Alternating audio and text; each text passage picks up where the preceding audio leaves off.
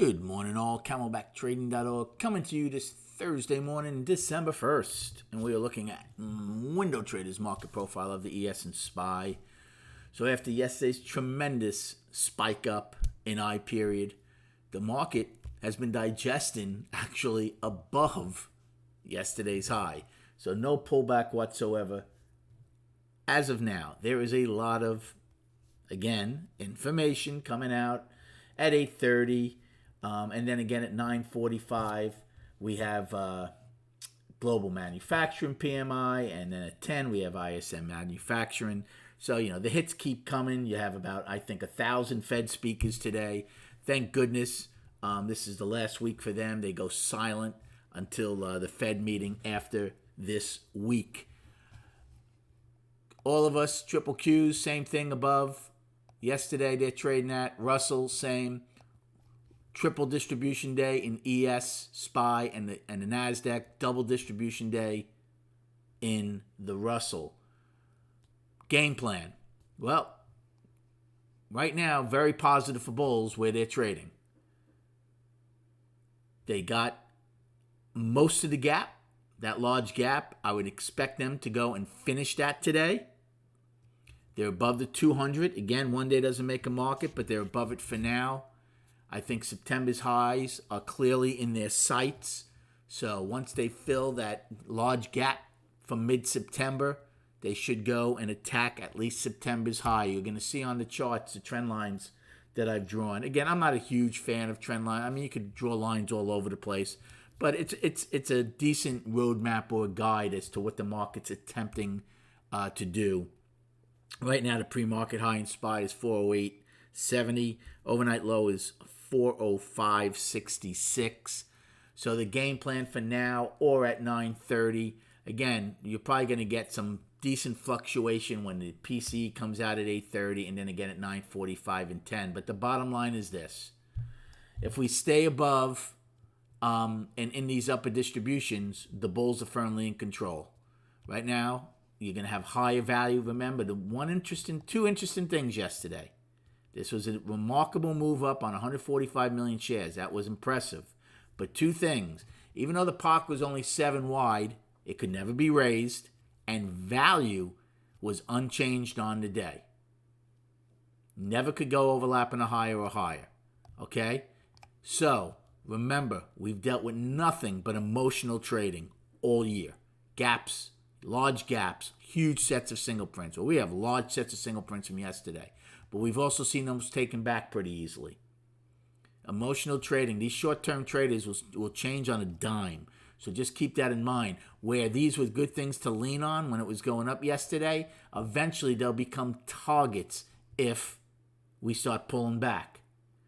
We still have 3 lows that are very close to each other. I'm not saying they're going to get hit right now, but they will be a target and will be taken out at some point.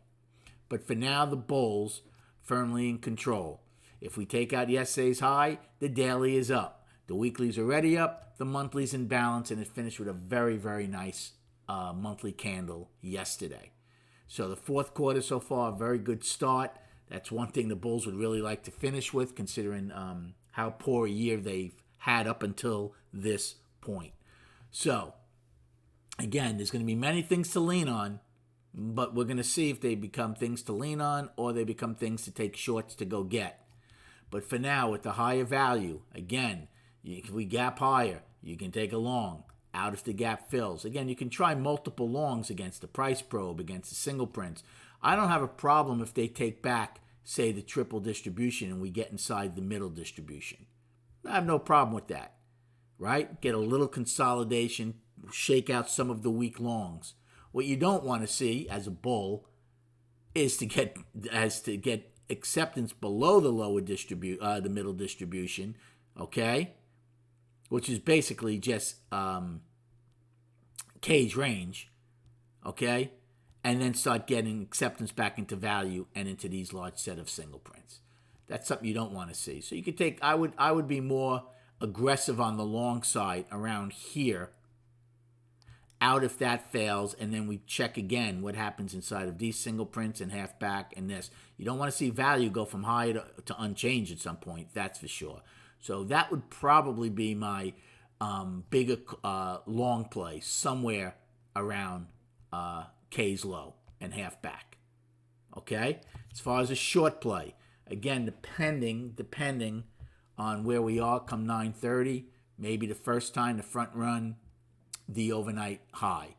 If we don't gap higher and we open around the base of the price probe, but we take it back, if you rally up again, maybe against yesterday's high the first time.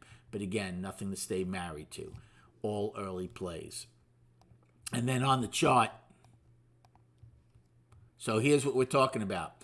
So I had put the trend line from COVID low, right? And look, here's from the all-time high to here. So again, nothing has changed with the progression of lower highs. That is still intact.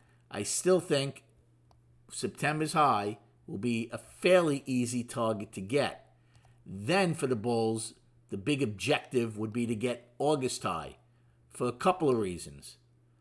Number one, you'd be getting above this trend line. Number two, I'd probably go up. I would go up on the monthly. Now, if we take out November's high today, right? Today's the first day of December, or tomorrow, whatever.